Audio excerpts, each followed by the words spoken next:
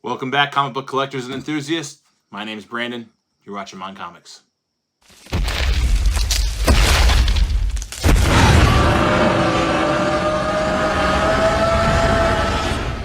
Hey folks, welcome back to the channel. Happy Friday. This week I've got some books, but I've got a couple things that I picked up that are not comics, but they're definitely comics related. I'm filming this Thursday night. Tomorrow is Friday the 18th. It is the one day I took off from work to go hunt the Madison Bouckville Antique Show.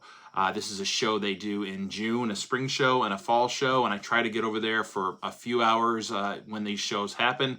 It's kind of hard with, kids, job, and everything else lined up, but I'm going over tomorrow.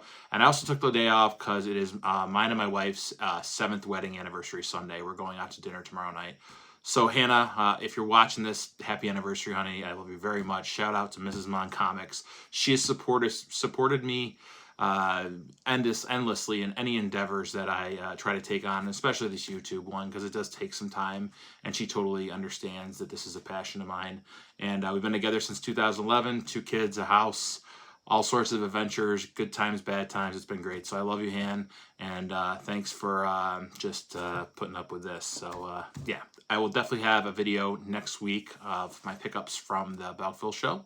But until then, here's some stuff to show you. First 2 items I got, pretty cool. Okay, so these first 2 items I got are not comics, but they are certainly comic related. I had some of these as a kid. These are not mine from when I'm a kid. I got these from Blue Eyes Auction. I've talked about them in last week's video. They're going to be at Bouckville tomorrow. I'm going to see my buddy Mark. They're out of Utica, New York. I'll put their Facebook page down here if you want to join. They do auctions. A lot of the times they do either live auctions or 24-hour reply auctions. This was a 24-hour reply auction. Now, I did win 4 figures in this, but 2 are AOKs for other content creators, which are already in the mail. But I kept 2 for myself. I am talking about 1984 Marvel Secret Wars action figures. So these were put out by Mattel, and they were just awesome, awesome figures. These were opened, but they're coming so that you can see the outside bubble is not there. But I think whoever owned these just took them out once and never played with them. Card back he came on, and then it has the figures. I had Kang when I was a kid, long gone, but it had a little bit of a comic strip up here. Told you about Captain America. It had the proof of purchase you could cut out and send in for something. But I say these figures were not played with. They are dead mint. No paint loss. I just don't think they're played with. And the figures came with guns or a shield. And this has a shield for Captain America. It's not like the Cap shield, but you could put it on his arm. And then they had, it was the 80s, so it was like these big, it was a time for big hologram stuff. So stuff you could put in the shield.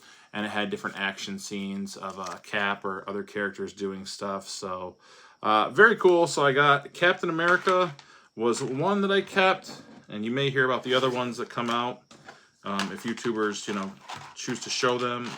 They don't have to. It's nice kind of. The other one I got was Dr. Doom, one of my favorite villains, and I'm not going to let him fall out, but I will take him out.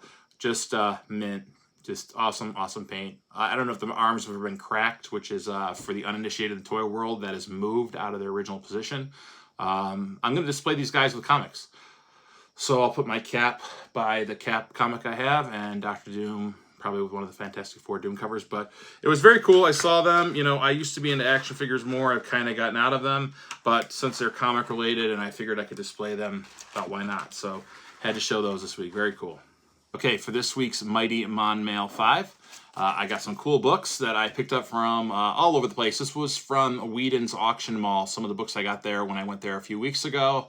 I always liked this cover because it has the jack-o'-lantern. So this is Amazing Spider-Man 279 from 1986, written by Tom DeFalco, covered by Ron Frenz. I think it's an awesome cover. So in this story, Silver Sable, Spider-Man is missing in action. There's a little thing up there you can see. But Silver Sable takes on former Marine and CIA operative Jason McIndale, better known as the Jack-o'-lantern. So haven't read this book yet. I'm kind of backed up in my reading, but really cool cover.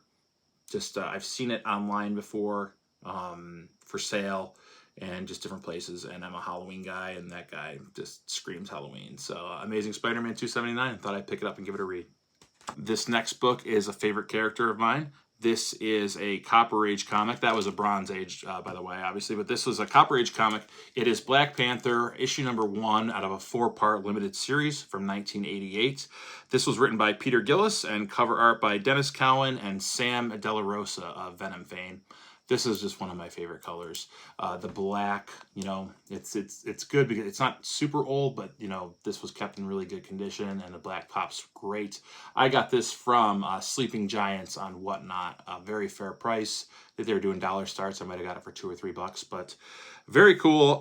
This was actually, they took some of the Black Panther movie and from this comic and put it in there. The scene where M'Baku challenges T'Challa without the powers of the Black Panther for the throne. This was actually this story comic from this story. So very cool. Cool to see it in comic form and then on the big screen.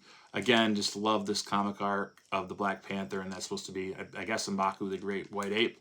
But very cool Black Panther number 1 in the collection. I'm a sucker for Man-Thing books. I saw this one, had to have it. Again, another Whedon's Mini Mall grab. It was cheap, $2 or $3, probably because it's in rough shape. You can see, I think that staple's not even attached. This sells for higher grades, you know, not much higher on eBay or other places, but when it was like $2 or $3, the cover was good enough for me, and I'll be able to read it. Incredible Hulk number 197 from 1976, written by Len Wein. Cover art, very interesting, is by Bernie Wrightson of course, Swamp Thing fame, among other creatures and fantasy comics, but very interesting. That's, you know, Swamp Thing and Man-Thing. There's a debate about who came out first. I truly think it was Man-Thing as far as to the comics and how they're dated. Man-Thing came out like a few weeks before Swamp Thing, but very cool to have a piece of, you know, Bernie Wrightson's known for doing Swamp Thing, so to have a little bit of him on Man-Thing, definitely very cool. So, yeah, Hulk 197, Bronze Age in the collection. You're all waiting for it. Fantastic Four spot, chipping away at that run. Fantastic Four, number 85 from 1969. So this is the very end of the Silver Age, which ends in 1970. This, of course, Stan Lee story. And then the cover was worked on by Jack Kirby and Joe Sinnott. And basically the storyline for this is the Fantastic Four in Latveria with Dr. Doom. And he uses mind control and drugs the FF to have a mentally conditioned to think they've lost their power. So got this from Shrinky's on Whatnot, my go-to. Those guys are great. They have awesome shows on the regular. Very good condition. Yeah, I definitely paid like less than $20 for this, and it's in pretty good grade.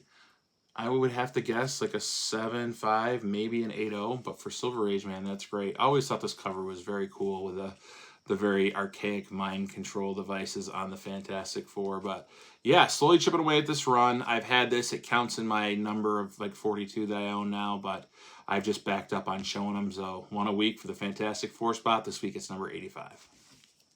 Last book I want to show. God, it's a pretty monster heavy week this week again. Werewolf by Night, issue 20.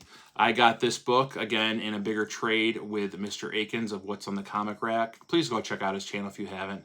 He has just such a soothing voice, and the way he talks and clearly presents comics and gives you breakdowns in history. The guy's just a mastermind, and yeah, I've become a good friend. I talk to him regularly, so thank you, Mr. Akins, for this trade. So it's from 1974, written by Doug Moench, cover art by Gil Kane. So Gil Kane, another one that worked on Werewolf by Night, as well as Mike Plug. Just a really cool cover. I haven't gotten to read this yet, but we're getting towards spooky season, so I'll start reading more horror-themed comics. So Werewolf by Night, number 20 in the collection, working on that run. Thanks, everyone, for watching another one. A little shorter video this week. I anticipate next week's video being a lot longer. This week I was just crunched for time with work and just life stuff. If you like this video, if you dig my content, please feel free to go ahead and subscribe and hit like. On that road to 1,000 subscribers. Can I do it? I would be blown away if I did. I think I might start showing off some pieces that I have that are going to be going into the giveaway for the 1,000 subscriber giveaway. And its first 2 pieces aren't even comics. They're just amazing pieces that I want someone to own. So please have a good, safe weekend. Hope everyone's doing well. Thanks for watching my content. Appreciate your love. Until next time, keep reading those comics.